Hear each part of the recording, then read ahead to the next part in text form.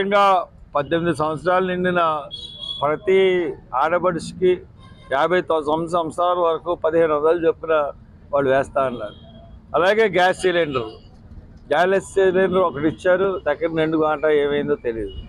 అలాగే మహిళలకు ఉచిత బస్సు. ఈ సూపర్ 6 అంతా ఫెయిలే. ఎక్కడ కూడా వాళ్ళు చేసింది మట్టుకు ఎక్కడ కనపడలేదు. అట్లాగే ఇంకా కార్యక్రమాలు చూసుకుంటే ఎస్సీ ఎస్టీ బీసీ మైనారిటీ మహిళలకి 50 సంవత్సరాలకే పెన్షన్ ఇస్తా అన్నారు.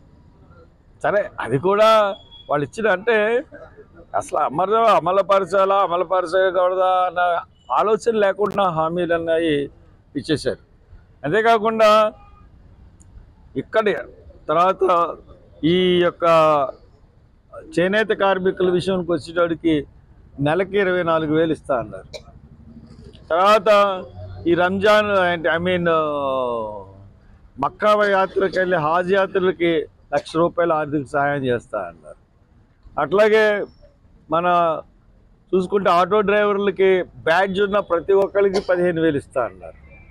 ఇలాగా అన్ని వర్గాలకి ప్రామిసులు చేశారు. మత్స్యకారులకి వేటకెళ్ళని సమయాల్లో 20,000 ఇస్తా అన్నారు. ఇవన్నీ కూడా ఏది కూడా అమలుకి నోచుకునే పరిస్థితి లేదు.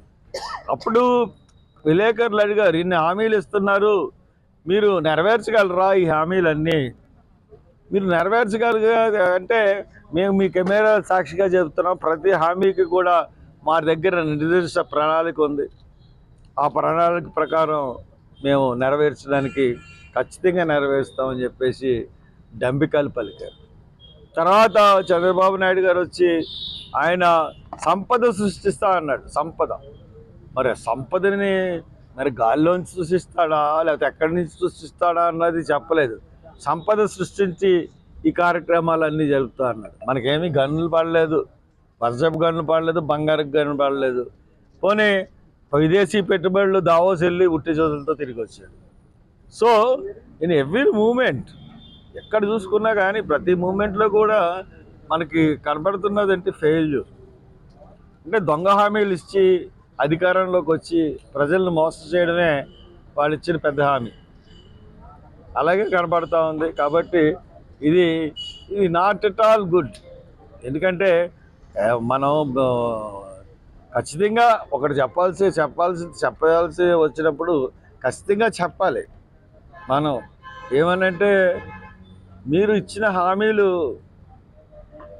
నెరవేర్చలేకపోతే మీరు ఇచ్చిన దొంగ హామీలు బట్టి మీరు తప్పుకోవాలి.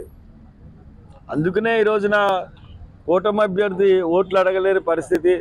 కూటమి అభ్యర్థికి ఏకంగా శుభ్రంగా కూటమి అభ్యర్థి వచ్చేటప్పటికల్లా కొట్టే పరిస్థితులకి వచ్చేసారు. ఈ రోజున విశాఖపట్నంలో ఒక ఎమ్మెల్సీని, గ్రాడ్యుయేట్స్ ఎమ్మెల్సీని కొట్టారు. ఏది రోస్టర్ విధానంలో గ్రూప్ 2 అభ్యర్థులు. ఇటువంటి పరిస్థితులు జరుగుతూ ఉన్నాయి. ప్రభుత్వాలు ఆలై ఉండి వాళ్ళు విజ్ఞప్తులు చేస్తానన్నందుకు చాలా కోపంగా ఉన్నారు. కాబట్టి నేను అనేది ఏంటంటే, మీ గొంతుకు అవుతాడు సుందర్, మీ యొక్క గొంతుకు అవుతాడు, మీ వాణి వినిపిస్తాడు. డెఫినెట్గా ప్రభుత్వం జరిపే యొక్క కుట్రలను కానీ అన్నీ బహిర్గతం చేస్తాడు. వాళ్ళు చేస్తున్న పని ఏంటంటే దొంగ కేసులు పెడుతున్నారు. దొంగ కేసులు అంటే వాళ్ళ టీడీపీ ఆఫీసుల్లో జరిగిన దాడుల కేసులు రీఇన్వెస్టిగేషన్ చేసి ఇతర పార్టీ వాళ్ళని అరెస్ట్ చేస్తారు తప్పితే, ఇంతకుముందు జరిగిన దళిత కేసులు చాలా ఉన్నాయి. ఒక్క కేసుని కూడా రీఇన్వెస్టిగేషన్ చేయట్లేదు. వాళ్ళు సుధాకర్ పేరుని వాడుకున్నారు, కిరణ్ కుమార్ పేరుని వాడుకున్నారు, ఎంతోమంది పేర్లను వాడుకున్నారు. కానీ తీరా వచ్చేటప్పటికి అబ్దుల్ సత్తార్ అని చెప్పేసి మీకు తెలిసే ఉంటుంది. అక్కడ ఒక సిఐ అవమానించడం వల్ల కుటుంబంతో ఆత్మహత్య చేసుకున్నాడు. ఆ కేసు ఏమన్నా రీఇన్వెస్టిగేషన్ చేశారా?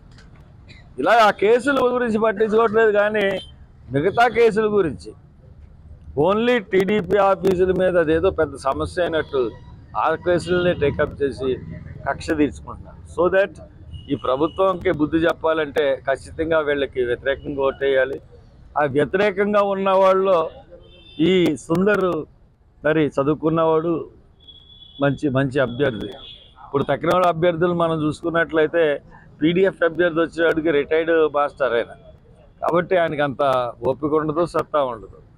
ఇకపోతే ఇంకో ఆయన వ్యాపారస్తుడు, ప్రజా సమస్యల పట్ల అవగాహన లేనివాడు. కాబట్టి అన్ని హంగులు కలిగిన సుందరికి ఓటేయమని అనిపించారు. మరిన్ని వీడియోస్ కోసం ఛానల్ ని సబ్స్క్రైబ్ చేయండి. లేటెస్ట్ అప్డేట్స్ కోసం వాట్సాప్ ఛానల్ ని ఫాలో అవ్వండి. ఆ లింక్ డిస్క్రిప్షన్ లో ఉంది.